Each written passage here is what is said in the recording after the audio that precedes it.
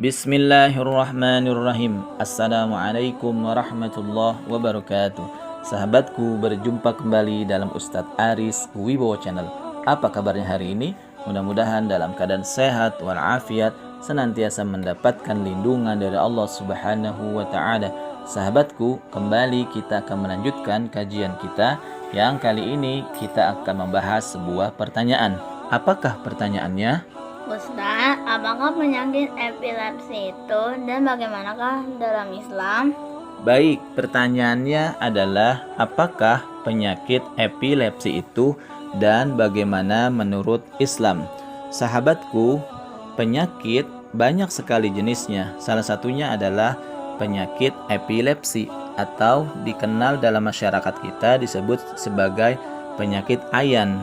Penyakit epilepsi adalah gangguan sistem saraf pusat akibat pola aktivitas listrik otak yang tidak normal.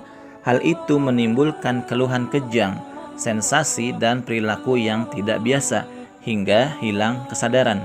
Gangguan pada pola aktivitas listrik otak saraf dapat terjadi karena beberapa hal, baik karena kelainan pada jaringan otak, ketidakseimbangan zat kimia di dalam otak, ataupun kombinasi dari beberapa faktor penyebab tersebut.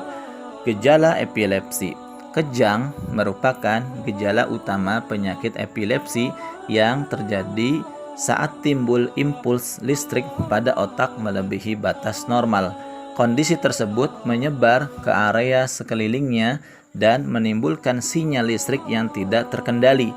Sinyal tersebut terkirim juga pada otot sehingga menimbulkan kedutan hingga kejang. Tingkat keparahan kejang pada setiap penderita epilepsi berbeda-beda. Ada yang hanya berlangsung beberapa detik dan hanya seperti memandang dengan tatapan kosong, atau terjadi gerakan lengan dan tungkai berulang kali.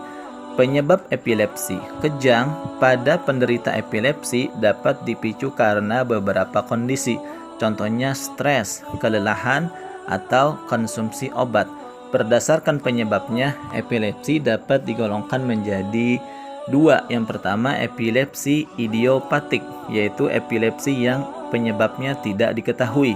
Kedua, epilepsi simptomatik, yaitu epilepsi yang terjadi akibat suatu penyakit yang menyebabkan kerusakan pada otak. Epilepsi bisa terjadi pada semua usia, baik wanita atau pria. Namun umumnya epilepsi bermula pada usia anak-anak atau malah mulai pada saat usia lebih dari 60 tahun.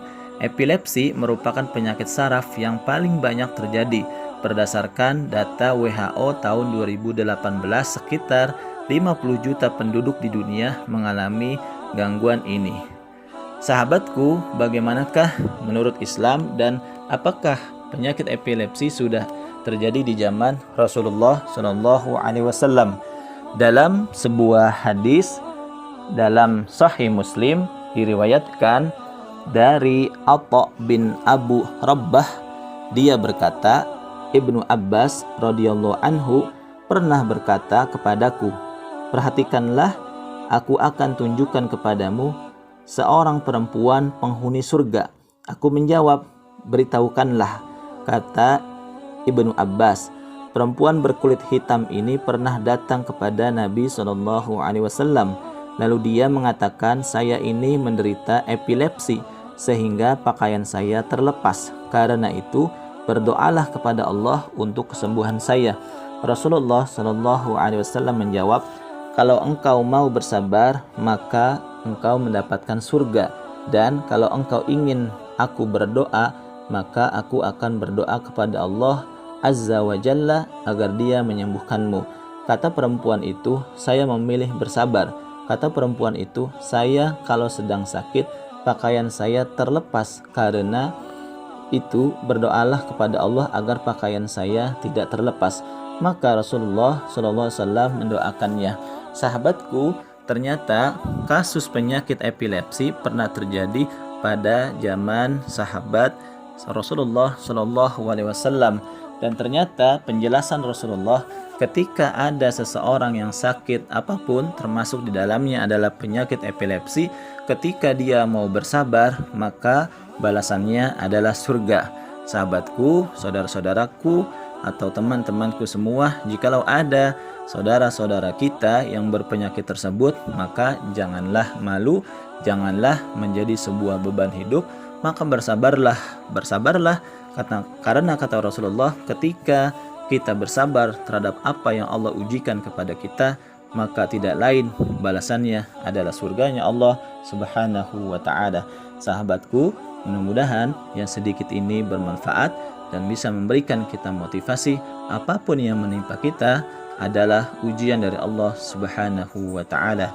Sahabatku, berjumpa lagi pada kesempatan yang lain. Sahabatku, jangan lupa untuk like, share, and subscribe channel dakwah ini. Wassalamualaikum warahmatullahi wabarakatuh.